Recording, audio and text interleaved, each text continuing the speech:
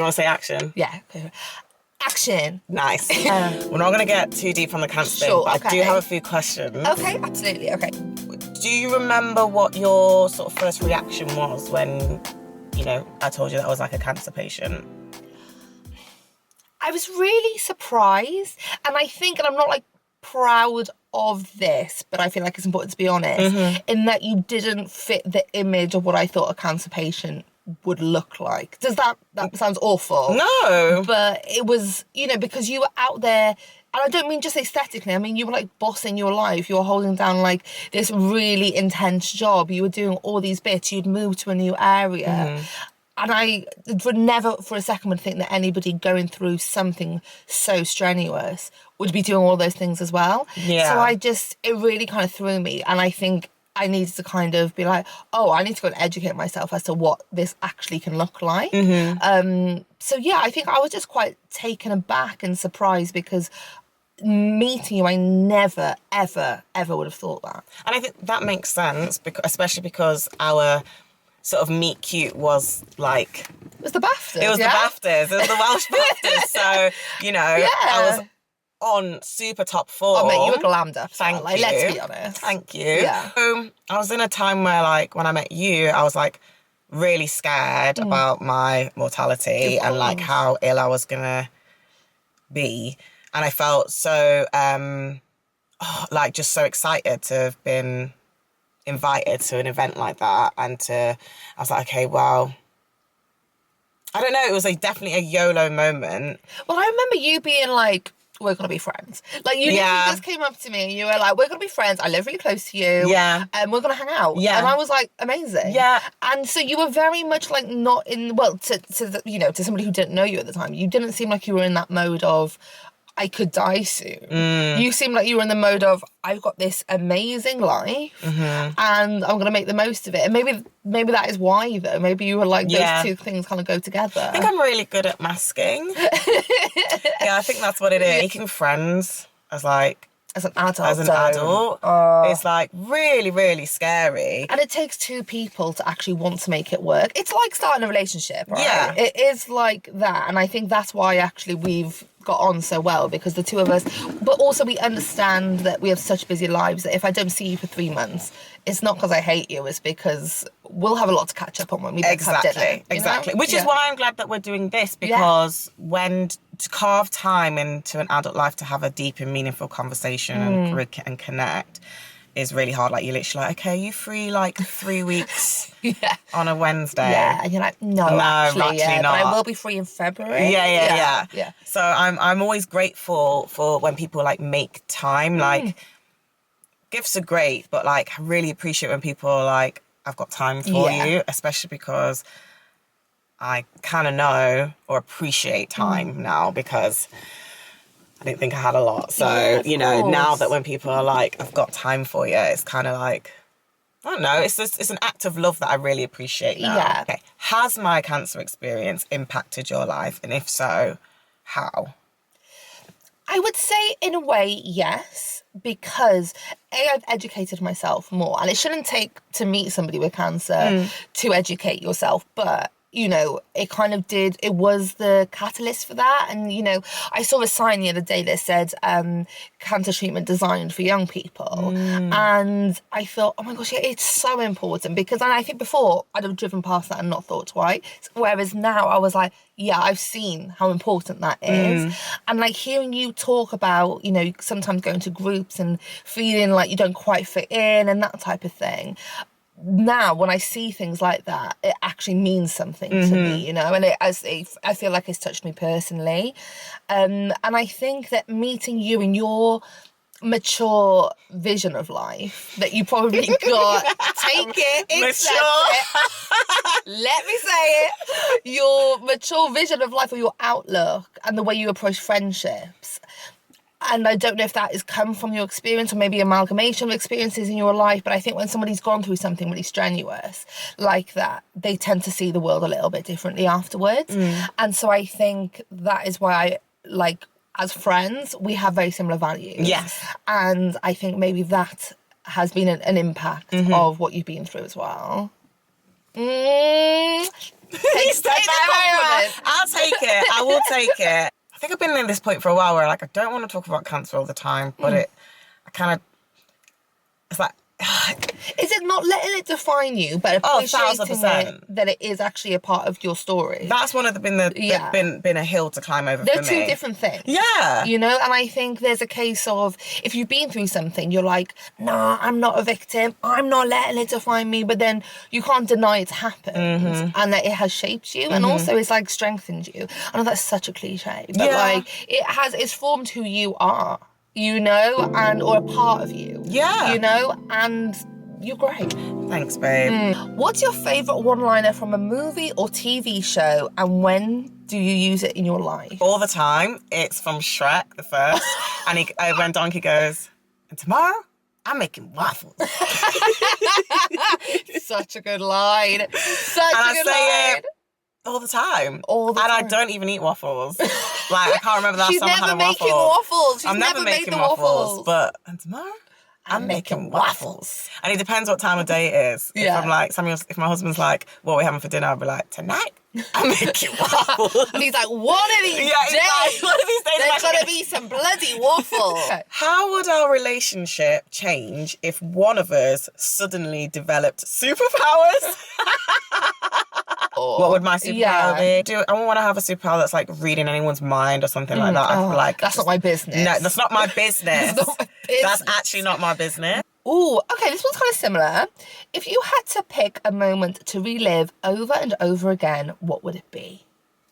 I've got twin nephews, and when my sister-in-law brought them home from the hospital and we got to see them for the first time, that was quite special because I'd never seen identical twins as babies in real life before. Yeah. So it was a bit of like oh my gosh, in awe. Yeah, but also like a lot of babies do look the same.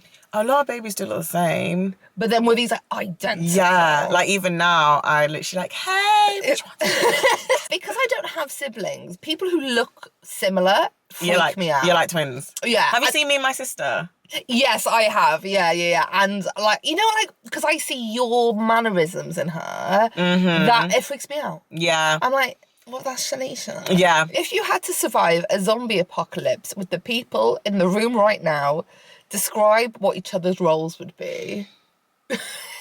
Girl. Mate, mine would be yapping. We're gone. Like, we're not sticking around. No, this is... No. At this point, I'm like, just let them take me. It's like every man for themselves, obviously. And I would accept that. Yeah, no hard feelings. Yeah. Like, I know I've been in a situation before where it's like, I was quite surprised at how every man for themselves I was. Really? Oh my God. Yeah. Really? What I was it? in... somewhere in London. Yeah. And there was a street party. And all of a sudden, all we heard was pop, pop. No, I'm out. I'm not invisible. I'm out of the party. French exit, whatever you call it. I'm out.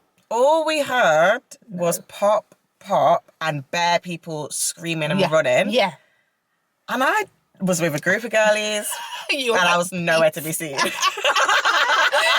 So, I think our roles would, like, it doesn't matter what your role is because I'm gone. Cool, yeah. Also, I'm not fast. I feel like you're a runner. Oh, yeah. Yeah. If it's between life and death. Yeah, you're I'll find speed. Yeah, so I just don't have it in me. But otherwise, I don't run. I think I'm a fighter, though. These zombies, I actually would try and take on.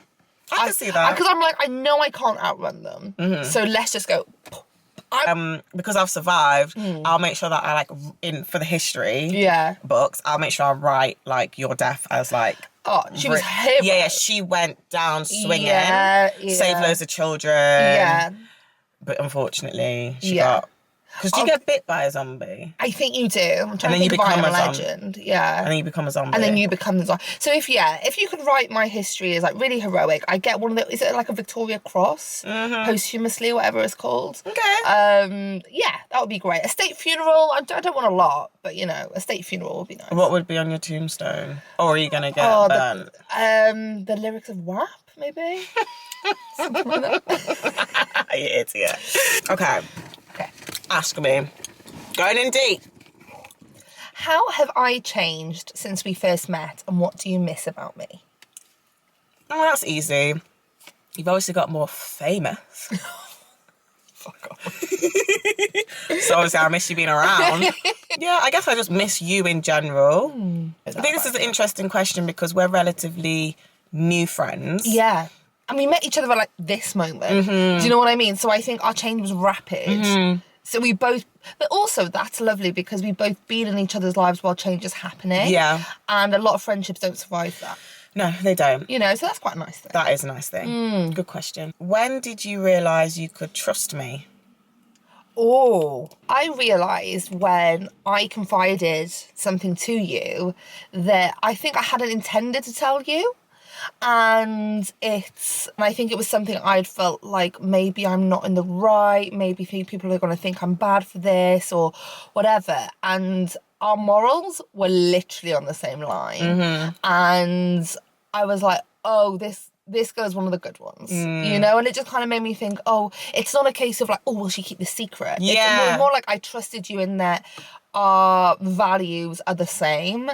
And therefore I know that, in a way, not to trust you how to like act, but like how to treat each other, how to treat other people. And I was like, oh no, we do value the same things. Yeah. What do you think are my top 3 priorities right now? I think career. I know 2025 you're going big. I mean 2024. I mean, since I've met you, but I feel like it's getting bigger and bigger. And so I feel like 2025 you're just foot to the floor, you're going for it. I think, not, you know, that this is like a new one, but I really respect how you and your husband prioritise each other in your relationship. You have one of the most beautiful relationships I've ever seen. To the point where when I see you two, I'm like, there's no point. There's just... On a personal level, coming to understand yourself a little bit better. Tick, tick, tick. Okay, I'm pleased. Because, you know, kind of everything, obviously, that you have experienced and you've worked through and you've been through... that takes a toll on how you see yourself. And I imagine, and I can see in you, that you're really kind of working to understand how that now affects you in your day-to-day life, or how you present yourself, and whether there is anything you want to kind of develop on or just accept. And I'm really proud of that. Thank you. Tick, tick, tick. What is your biggest hope for the future? Ooh. Okay, not to be too deep, but... that I find contentment in my career. Because I think one thing that worries me is that I'm never happy where I am. You know, so I'll be doing something like really good that I'm really proud of. And I think, oh, last year, Mel would have been so amazed that we're doing this. But right now, it's not enough. Okay. And I hope that one day I'll have done something that is like, bitch, you did good. But you've written a book. I know. But I hope I find some kind of purpose maybe outside of my work that doesn't rely on, okay, what's the big thing I'm going to do next year? I love that. That was well articulated. Oh, thank you so much. I've got one more question before we wrap up. Oh, okay. What are you taking away from this conversation today? Oh, so many things. I think the biggest thing that I'm taking away is the importance of actually asking the hard questions to your friends, or maybe not even difficult questions, but the questions that, you know, when you're just having a coffee and a yap and, oh, this has happened and then it'll work or whatever, but you're not maybe getting to know that person and what really affects them. And I think that's actually really important. Even with the friends you think you know really well, a little check-in now and again, a little MOT on the old friendship. It's not a bad thing, you know? That's a wrap, guys.